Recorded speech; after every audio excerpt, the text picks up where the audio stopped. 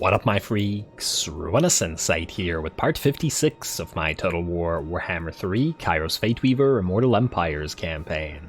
So as we saw last time, in a massive choke point battle, fire absolutely obliterated the lizards and have left the Lustrian continent fairly weak, or the Lustrian jungles rather, fairly weak. There are still a few armies and more armies coming onto the field, but we've got our own third army that is recruiting and should make this place go by a lot faster, or at least the conquest of the place go by a lot faster, especially once Aekul turns this way and starts mopping up. We're nearly to Bordelot, though granted the Bordelot errant will probably declare war on us, but hopefully once we take out Itza, it won't be nearly as much of an issue. I actually a little bit regret not taking out the Dustgate, because clearly armies are coming from it. But maybe our third army can do that, because I'm not sure fire can get there in time. Actually, speaking of, this may be a problem. While this army can't take the Sentinel of Time, this army might actually be able to get into March Stance and reach this if this one attacks. In fact, here's what we're gonna do. Changing the ways, let's go reveal faction intention. Oh, we can't anymore. Damn, oh, wait. Itza's faction intentions are already revealed, but we can't see where these guys are going. I would really strongly prefer to know. Okay, well, there's another option that we can do. You are currently recruiting some blue horrors. Let's do this. Let us get a couple of cheap flesh hounds from you, Exiles of Khorne. Then, what's the global recruitment time on, say... we got 2 turns on the Screamers, eh? You're recruiting Screamers at 2 turns. I was about to say maybe we just cancel these, but then... maybe not. I mean, at the very least we'd get the blue horrors up and running here. We can also cancel like a couple of them. Maybe not all of them, just like cancel 2, for example. And redo them after. Because we still have to wait 3 turns. I mean, you know what, I like that idea. Let's do this. 1, 2, 3, 4. Then... we're going to go to you, and you will be able to recruit 2 units, so let's say 2... I don't know what's in this army. Oh, actually, I do know what's in this army. Saurus and Skinks. And yeah, we'll need something to probably hold the line. Let's get a couple of Chaos Warriors of Tzeentch with sword and shield. Not so great against the larger units, but at least they won't take as much damage from enemy range. Yeah, the shield, wait, let's just double check the stats here. So we got 30 and 42 versus 36 and 44, so they should be better against infantry. And at least massive piles of infantry. And I think with that, what we'll do is changing the ways, and we will halt Itza, preventing it from doing anything. Like so. This will guarantee our ability to recruit these guys and not lose the Sentinel of Time, which is preferable because that way we won't have to come back here with fire, and I really don't want to go all the way back there with fire. Then you are going to go back and re-recruit those 1, 2, 3, 4, okay, we don't have enough for the rest, but we'll do so afterwards. And that's fine. Just gotta remember that we're getting 2 more in there.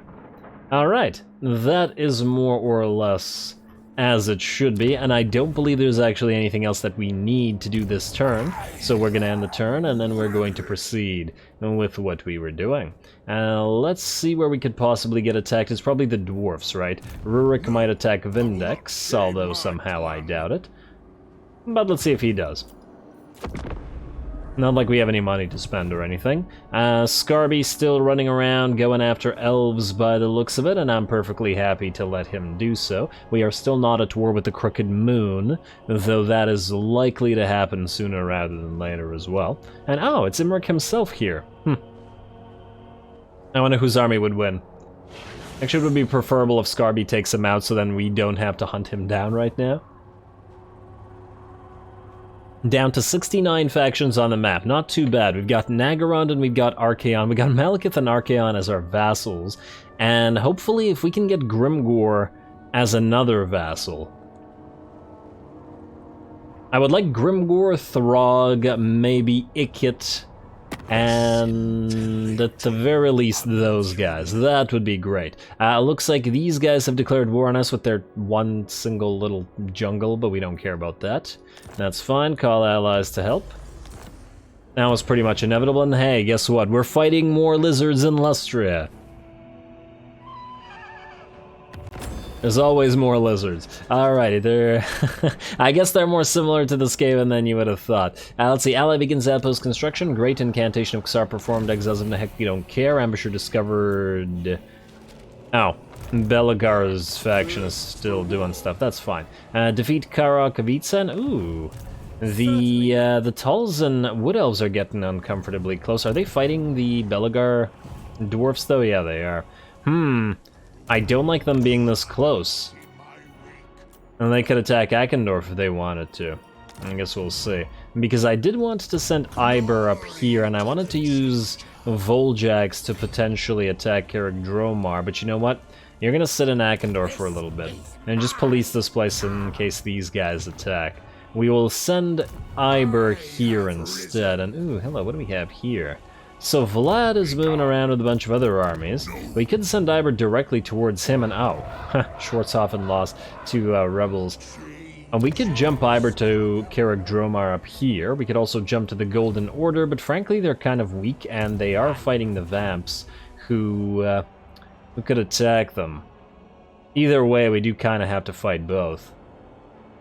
And if we take Karak Dromar, we could always jump Voljax up to defend it. Yeah, I kind of like that idea. Let's ignore Grunstad for now. We'll teleport to Dromar. And then if Vlad reacts to this, we'll deal with it. But if he doesn't, we'll take it. Alrighty. That decision is made. And next up, what do we have here? We're gonna go after that Skull Island and get ourselves another nice 20k. Ah, the chariots are still hurt. We might have to do this manually. You are missing what? Speed and Malice upgrades chariots, but you don't have the ranks for the Maz yet. We could get metal shifting or something else here. Oh, we don't have Glittering Robe on you. But the Chaos Sorcerer of Tzeentch does have the damage covered, at least for now. Actually, in fact, you should probably get a higher level of Infernal Gateway. You then... Well, we should probably get at least 1 point in Glittering Robe, but really we want both points. Nah, we'll do that. At least we can't make use of Speed and Malice right now, so Glittering Robe is too good not to... Ooh, wait, no, I forgot Brand of Char. I thought we had gotten that, my bad. Alrighty, now, head out to the Skull Island, please, and then go to the Fuming Serpent right after. We're gonna raid the Cove. We are going to suffer medium casualties? No, and that... Oh, wow, that's actually a lot of Depth Guard. Oh, I like this very much. There's not a lot of artillery, and there's not that much range, just a bunch of melee, which is perfect. And the reason it's perfect is because we can get a nice pile of infantry fighting infantry just for cinematic purposes. I like that, and we're going to do this cinematically, yes.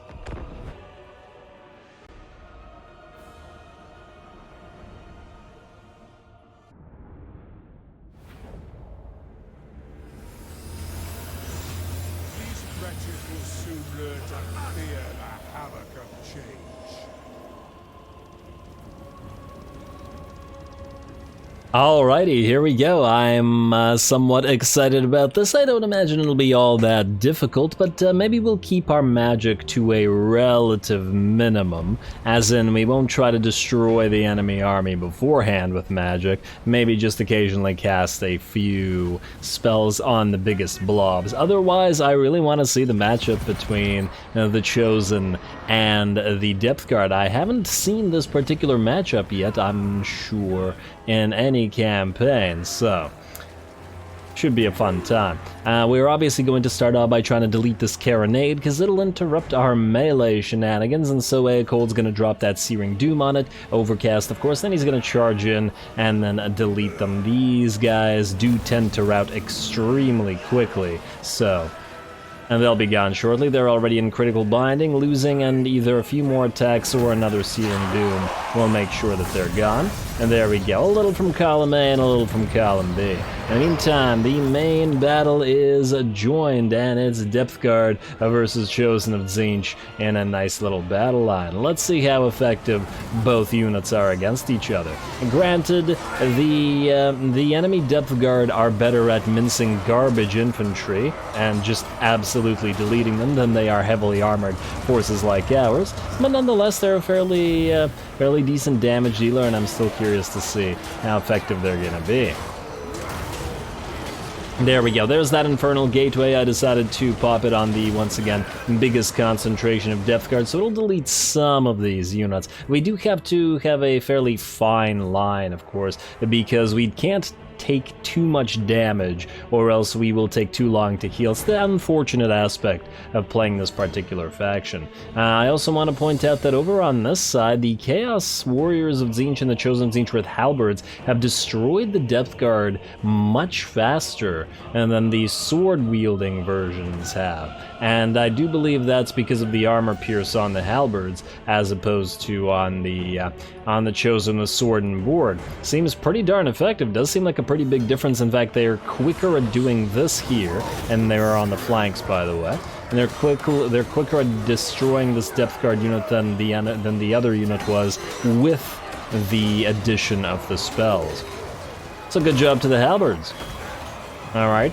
Maybe we'll need to get a few more halberds, but against the chaff infantry, the other guys are still gonna be better. Now, over in the background, the enemy does have a decent amount of range available. We didn't want to get our Chaos Knights and such into combat with the Depth Guard, as we didn't want to interfere, but otherwise they are running around and just destroying the enemy range. And same thing with the chariots, though the chariots, to be fair, are probably doing a little bit more distracting than directly destroying anything.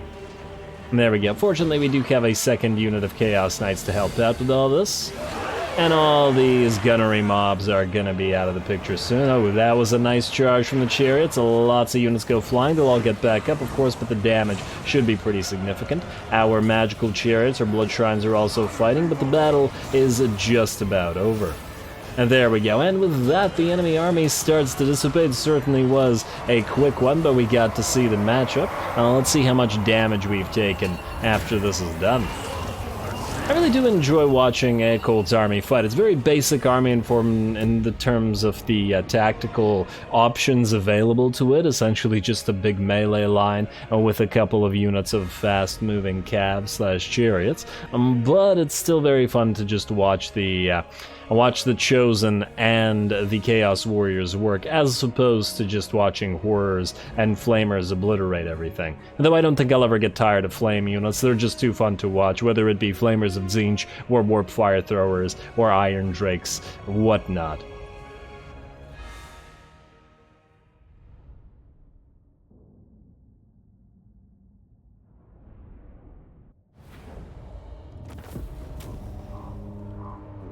There we go, difficult or not, you just gotta admit, it is nice to see Chosen go toe-to-toe with the Depth Guard, the heavy armor champions of both of these factions. We're gonna devour the captives just to heal up a little bit, though we didn't take much damage, mostly... Ooh, hello, what do we have here? Weird plate, ward save 14. Nice, and obviously the 20k, but wasn't expecting a nice armor piece as well. Ward save 14, huh?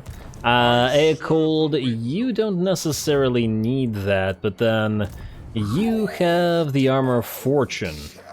You know, I'm not sure. I mean, it would be nice to leave it on Ecold to some degree. You have the Armor of... Oh, you have the Armor of Fortune as well. Iber's always fighting in melee, though. You know what? I feel like we give this to him. We can give the Armor of Fortune back to Ecold, but generally speaking, he doesn't fight nearly as much as the others do. Also, Armor of Destiny, is it actually better? I mean, you get a little bit more armor, and you get physical resistance rather than ward save. Hard to say. I feel like they're roughly the same. Also, where the heck is it? Oh, it's right here. Weird plate. Yeah, it's going to Iber. Iber's earned it, but the Armor of Fortune can go on Cold, though. He's starting to earn his own stuff. He's been doing a pretty good job lately. Alrighty, you. Oh, you can't get to Fuming Serpent right now? Damn, that's kind of surprising. Huh. Really, that took all of your movement? Why? Did it always do that? Because this was not a long distance traveled at all. I don't remember the islands taking movement like that, but oh well. We're just gonna go into March Dance. We're gonna return to the Star Tower to heal up a little bit more, and then we'll hit the Fuming Serpent right after. Are we able to cross this? I didn't even check. Well, I suppose we still had to go for the Skull Island, so that didn't actually change anything, but nonetheless. Fire. You have various things that you can do. You could move back to Wixel so that you would be in striking distance of Karok, but it does remain a question as to whether you actually need to. Let's build a few more blue horrors here in case we need to defend, and let's get a couple more units of Chaos Warriors, I think with Halberds this time around. Yeah, if these guys were at one turn, a few Flamers would just really hit the spot. You will then start, or continue rather, to recruit your Mantas or Screamers, like so. And we've still got how many turns? We still got 4 turns until the Lords of Chains are recruitable. Now, we could recruit them via global recruitment, but 4 turns per Lord of Change, A, and B, the cost is pretty intense. Yeah, I think we're okay as we are. And there's nobody else... Yeah, okay, we don't have any Air Force. Also, is it me, or is it weird that Khorne has artillery? Khorne, mind you, has artillery, and Tzeentch does not. Now granted, you could say that every single Lord of Change is a magical artillery piece because he can just use those blue fires, but the range isn't all that big on those. It's a little bit surprising. And the Soul Grinders are sort of like artillery, but they're very snipey, and there's only one model. And I still wouldn't compare them to artillery because of the range either. I've destroyed many a Soul Grinder before via Little Groms, and that's one unit artillery as well, but it massively outranges them and kills them from a distance. Anyway, you are going to take out Rockjaw, and he can move away. Huh. That really took like all your movement points? What the heck? Is something wrong with our movement points? Huh. Is it me, or is nobody moving nearly as far as they should be? I guess going through these little jungle territories is kind of screwing us over. Well, whatever. Whatever, destroy this guy. Kind of a waste of halt faction then. Auto-resolve this, I guess, mostly because it feels like a waste of time to fight it, but hopefully it doesn't hurt us too much. It's okay. We're gonna heal up, though. And you are out of range of each side, take it? Yeah, by the looks of it you are. And you can't actually move away, so you're gonna suffer attrition as well because... the Mire claims the unwary. Ah, I see. Alright, so we got swamp attrition. Well, unfortunate as that may be, it is what it is. You don't appear to actually have an army, unless it's fighting Rakarth or something. Actually, speaking of Rakarth... We have a visitor. Nearly to military access. I mean, we could do it right now. 2.4k? Sure. Sure. Let's get friendly with Rakarth. Maybe we can vassalize him. He make a fairly decent vassal and help us out with Lustria. And just gotta give him a territory or two, and I'm sure that he'd be very up for it. Especially as he's fighting some decently powerful factions. Actually, we should double-check diplomacy in general while we're at it. Let's see, we got Clan Moors, we got the Fecondites. Ah, yes. Technically we're supposed to destroy them, but we don't necessarily have to. How do our allies feel about them? Looks like friends, looks like reasonably friendly. Alright. I think that's fine. Let's do that. And we can do military access as well. A little bit of money to you, and we will get friendlier. Might as well make friends now. Oh, they should be pretty easy to vassalize if we can give them a territory. I'm gonna keep an eye on that. Broken Axe. What about you? How friendly are you with Clan Moors? Kinda don't like each other. Otherwise, I'd be tempted to get an alliance going with them. Poxmakers of Nurgle. You are dying, Kugath. But I feel like we should try to vassalize you as well. It's certainly something we'll try to get to do. Actually, just out of curiosity, Fecondites. You're with clan anger, and if we join this, yeah, no. We'll need to give them a territory, or steal a territory of theirs and give it back to them. And oh, look, military access, or military alliance with Wintertooth is ready. Well, that's beautiful, let's do that. Granted, it'll make it more difficult to vassalize them, but who knows if it'll be a possibility. They have so much territory. And at the end of the day, we could always steal something like Lair of the Troll King and then give it back to them. What a stupid ability. Yeah, let's get Throggy to join us, shall we? On a military alliance. We could do a defensive alliance as well, though. Maybe do defensive for now. I'll think about it. Oh, Be'lakor is also nearly good. I mean, we're all technically fighting the same stuff, so it does make sense. Other than the fact that our campaign objectives are telling us to destroy these factions, but, you know, we don't have to do that. Minus 170 now. Okay, yeah, Throg is not, he's not gonna be our vassal. Let's just do military alliance, then screw it. Screw it. Hope he doesn't attack our friends here, though. I don't think I'd care if he attacked Clan Moors, but let's hope he doesn't fight with Archaon. Alright, good enough. Oh, and that went to minus 205 for vassalization. Be'lakor. Defensive alliance. He's also in a defensive alliance with Nakari as well. I mean, you could do it for 4k. And do we need to? Maybe. The thing is, it's unlikely that we'll be able to vassalize Be'lakor. Not so much that it's impossible. Minus 37 is actually reasonably likely. It's more so the fact that what exactly could we give him? Like, we could take Longyi, but I doubt that it would be worth all that much to him. And I'm not even sure that he can hold on to Kuran. Although he has been taking territory. Maybe get more friends as we continue to destroy stuff. Yeah, screw it. Still. Let's do that, and maybe this will make us friendly with Nakari. Minus 39 is not bad. We'll hold off on the military alliance. Just do defensive for now. And Fecondites, you're actually almost ready for a defensive alliance as well. For 15k, though. You know what, let's let our relationship build a little bit. Continue to push up north, as there are factions that we can continue to destroy that they don't like. And I'm sure that'll increase our friendliness. Now, Kairos, you... wait. Vindex, you're actually not able to reach Rurik Stoneheart and Misty Mountain. So I think what we'll do is we'll send Kairos right... Yeah, he can't reach... Oh, but maybe he can. Maybe he in fact can reach, and maybe the game is lying. Like so. And then, yeah, game is not aware of this. It always tries to move to just where we can't reach, but in fact, we can. You, take some pit. Garrulus, you've been doing a great job throughout this campaign, despite the troops that you've been saddled with. And, I keep screwing you over in auto-resolve, buddy, but, you know, it's the nature of the game. Let's get defenses up and running here while we're at it, and growth for now. We can also... Do we need to collect income here? Are we collecting income anywhere here? We're collecting it here. Nah, fine, collect income. It'll become positive shortly. And then let's go Mutalith Prison Formula, because we're doing that everywhere.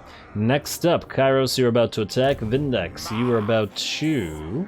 I guess we could send Vindex to take Spite Peak. And then the two together can move out this way, while Kairos takes the Desolation of Nagash and then takes Nagashazar while he's at it. I do like that idea.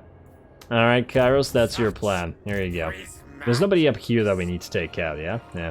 And if we can, in fact, somehow get Grimgor to join us, and by somehow I mean via the power of stealing his stuff and then giving it back to him, that'll work out quite nicely. Alright, Kairos, attack.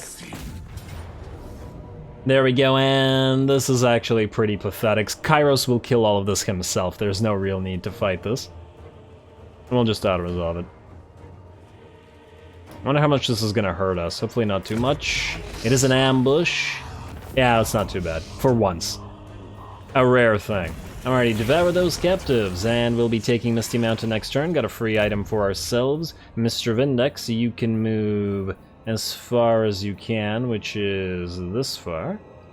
Hey, this far. Right there.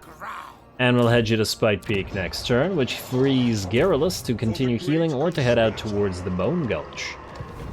Lovely. We've nearly destroyed Karazakarak. Alrighty, meanwhile, you guys...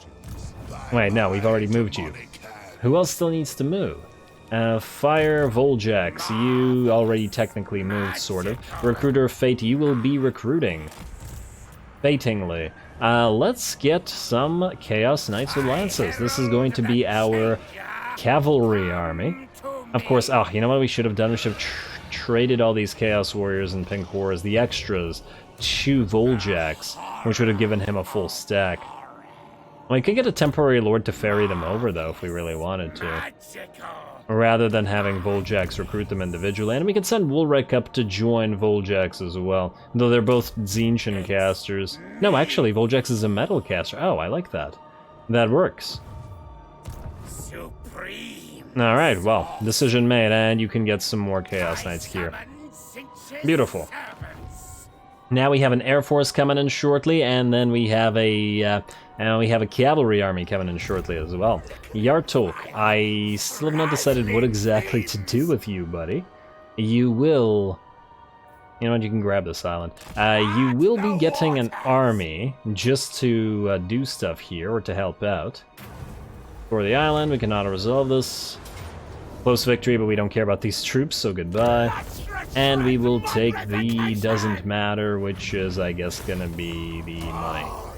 Get some of the money back from all the recruiting we're doing. Alright, let's hope for something nice. Yartolk, you got us. Just some bonus XP. Come on, materials, let's see. Where are you? Alright, you're gonna go back to Sorcerer's Islands, and we are getting some upgrades here. This... oh, it's expensive, though. What can you build currently? You can build Chaos Warriors and Marauders. Yeah, okay, fine. We'll deal with Chaos Warriors and Marauders. It's not like this is gonna have to be a full stack, like a strong stack. It just has to be good enough to help here as quickly as it possibly can. Anyway, let's do a little bit of building. Eastern Badlands, Dringo Karaz, Crooked Fang Fort. Let's go defenses, let's go growth. You are not collecting income for now. At least not until your province is full, which is, I guess, fine. You will also want to switch you to Soul Keep, but you can do that next turn as well, so we'll leave that alone. Crad Tommen and Misty Mountain, the same thing, growth up, and defenses. I guess we're gonna just build defenses everywhere. Kind of expensive, but whatever. And you're gonna get defenses as well. Ooh, I'd like for you to get growth. So at the very least, you're getting a little bit of growth out of the Star Tower, but nonetheless. Alrighty, Adelan Mountains. Eye of the Panther will upgrade you. Let's get that growth up and running. Let's get that money up and running by the Web of Secrets. And continue. Heart of the Jungle. Don't really care that much about upgrading Orion's camp right now, so I think we can hold off on this one. Lost Valley, Oixel, yes, to the money and the more money. Great Mortis Delta, we are holding off on you because it's just military structures here now that need to be built. And we need more cash to get more monies, or more monies. Well, yeah, more cash equals more monies, but more armies is what I was really going for. Let's see, no more money from you. Al-Haik, we can upgrade you to the next level, yes, and upgrade you for more cash. Southern Badlands, Galbaraz, we are not in need of any upgrades there, but we are in need of an upgrade here. Nice, alright. More money, more grimoires. Kasabar, you're in the same situation. I think the ones that are left are all older territories that are just waiting for their military structures, which are thus not necessarily needed. Actually, Bitterstone Mine. And Dragonhorn Mines. And you guys needed stuff. Non-military stuff, and we'll obviously start building military stuff once you upgrade to your Dimensional Cascade. Same thing for all of these. But now that we have access to the military structures of every type, it's kind of unnecessary to just constantly upgrade them, which is why I'm just prioritizing and getting money and stuff. Plus, there's also the possibility of eventually vassalizing some factions via giving them money and via, you know, declaring war. Like, for example, Poxmakers of Nurgle. If we declare war on these two... you know, let's save the rest of our money. I'm actually thinking that if we declare war on both of those at 13.6, we might actually be able to give him enough money to actually go ahead and vassalize. Who are you at war with? Just Clan Angren, damn. I think we actually checked that earlier. Argolon is surprisingly willing to become a vassal as well, but obviously that's fairly unlikely to happen, especially as we're allied with basically every one of his enemies. Also, I just want to point out before we call this episode that the Empire is an absolute shambles. Festus has taken Altdorf, Grunberg has fallen to the to Argolon. In fact, Argolon is at war with the remnants of the Empire, who have Nuln and one other territory remaining somewhere, and by the looks of it, none too little armies on the field. So they're done. Really, it's Balthazar Gelt trying to hold back the Wood Elves, Chaos, and the Dead, and then I guess us, which are part of Chaos, all at the same time.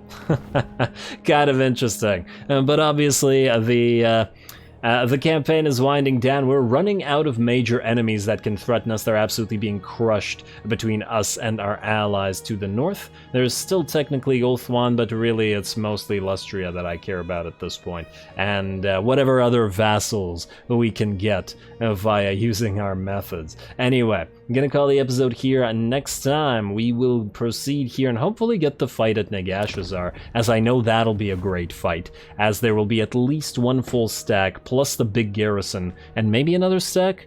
I'm not entirely sure. But at the very least, 2 major stacks and a full-strength settlement, so excited for Kairos to just absolutely rip through the enemies there. Then on top of that, we have lots to do in Lustria, and we'll continue to do it. Probably we'll have to defend the Sentinel of Time, as these guys will attack, so that should be fun as well. Stay tuned, don't forget to leave a like and comment. All glory to the algorithm, and thanks for watching.